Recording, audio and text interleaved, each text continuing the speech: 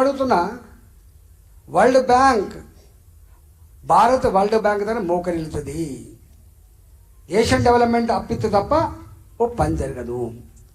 చంద్రశేఖర్ గారి ఆయాంలో ప్రధానమంత్రి ఉన్నప్పుడు బంగారం కుదబడితే తప్ప జీతాలు ఇవ్వలేము. టుడే భారత్ 5వ ఆర్థిక వ్యవస్థగా ఎదిగింది మోడీ గారి ఆయంలో.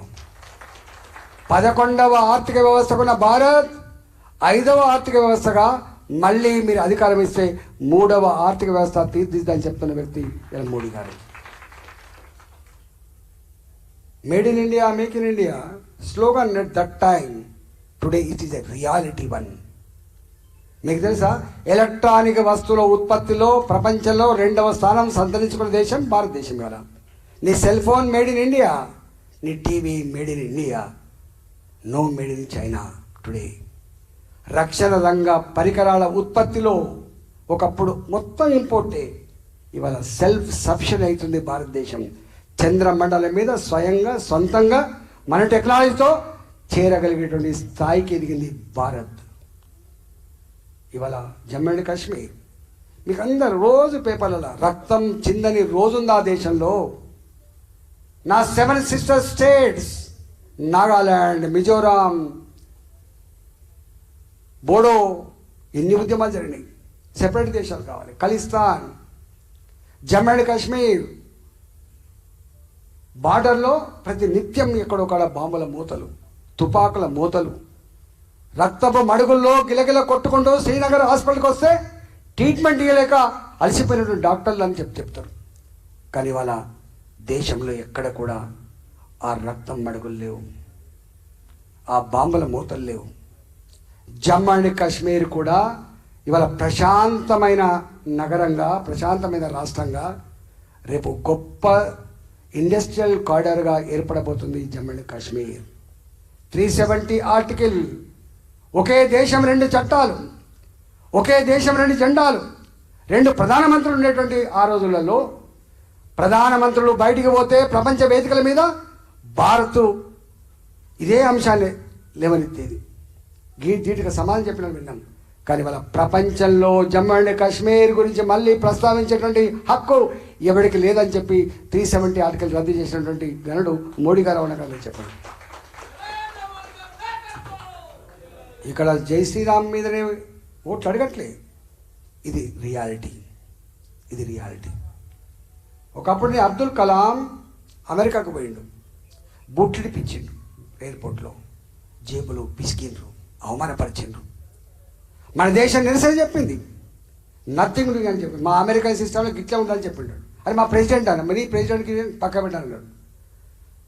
నా మోడీ గారికి వీసా ఇవ్వమంటే ఈయన ఒక సంఘ విద్రోహ శక్తి అని చెప్పి రిజెక్ట్ చేశాడు.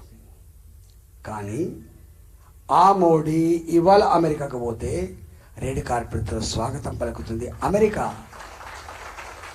వాళ్ళ పార్లమెంట్లో మోడీ గారు మాట్లాడుతున్నప్పుడు సప్పట్లు కొట్టి జై మోడీ అంటున్నది మన ప్రజలు కాదు, అమెరికన్ పార్లమెంట్ సభ్యులు, సెనేటర్లు. వాళ్ళు గక్కడున్నాం మనం.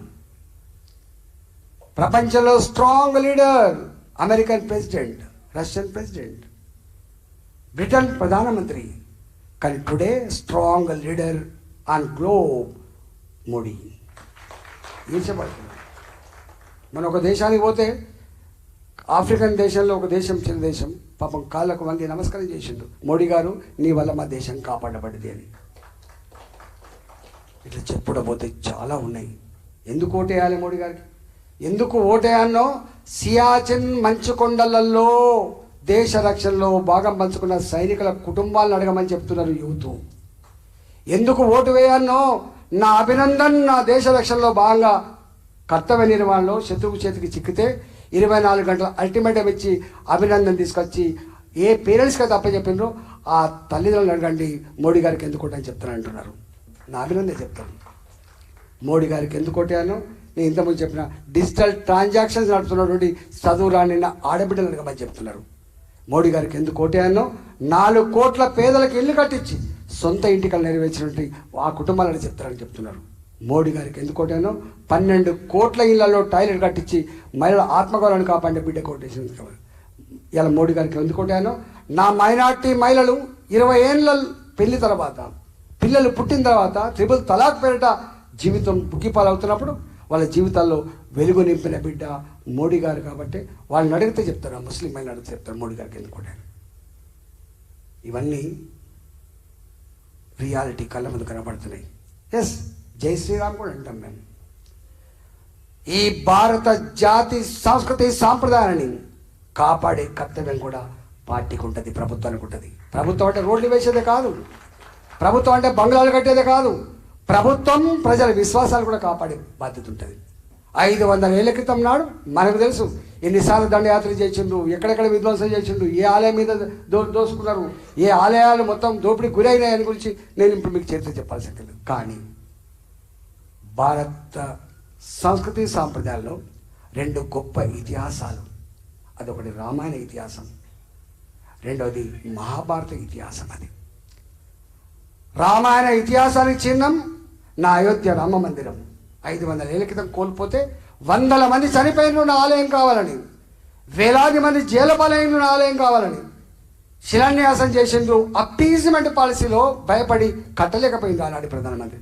కానీ సుప్రీంకోర్టు తీర్పు వచ్చినప్పటికీ మెప్పించి ఒప్పించి ఆలయాన్ని కట్టించి నా దేశ ప్రజల కోసం 11 రోజుల పాటు నిష్ఠతో ఉపవాస దీక్ష పాటించి ఆలయాన్ని ప్రారంభించి దేశ ప్రజలు చల్లగా ఉండాలని చెప్పి ప్రతి ఇంటికి అక్షంతలు పంపించి సంస్కృతి కాపాడిన బిడ్డ మోడీ గారి ఇవాళ తప్పంటే వాళ్ళు చెప్పు.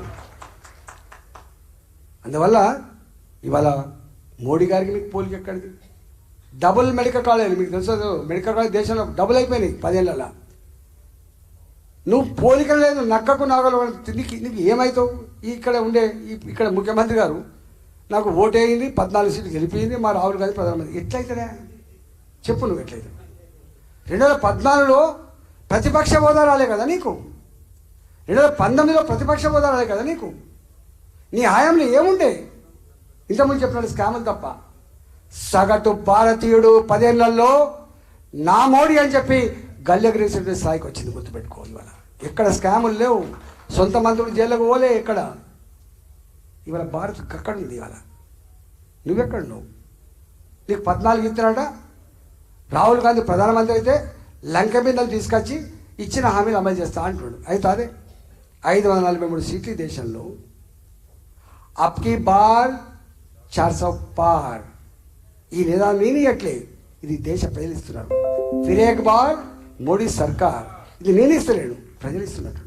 ఏ ప్రజలు ఆశీర్వదిస్తే ప్రధానమంత్రి అవుతారో, ఏ ప్రజలు ఆశీర్వదిస్తే ఈ దేశానికి ఒక ప్రభుత్వం వస్తుందో గా ప్రజలు ఇస్తున్న నినాదం అప్కి బార్ 400 పార్. ఈ వచ్చి ఈ 14 ఇట్లా నన్ను గెలిపి అని చెప్తే ఇప్పటిదాకా మా వాళ్ళు ఇద్దరు ఇక్కడ ఉన్నారు, మా వినోద్రావు గారు, మా సీతారామయ్య గారు. మాకు కూడా బ్రహ్మాండంగా ఓట్లు పడి మీకు గెలుస్తామంటాను. అంటే నిజమా అంటున్నాను. ఖమ్మం గెలిచిన తర్వాత 16 సీట్లు గెలితే అని చెప్తున్నాను. మరి వినోద్రావు గారు ఓటు నాకు టికెట్ కావాలని చెప్పాలంటే ఎందుకు పోతే ఒక నెలకు అనవసరం ప్రశాంతంగా ఉండవు, మంచిగా ఉండాలని చెప్పిన. మంచిగా వ్యాపారం చేసుకుని ప్రశాంతంగా ఉండక నీకెందుకు రాజకీయాలని చెప్పి అడిగాను. అలా పోయిన తర్వాత ఆగమాగం అవుతాం ఇప్పుడు ఉండదని చెప్పాను నేను.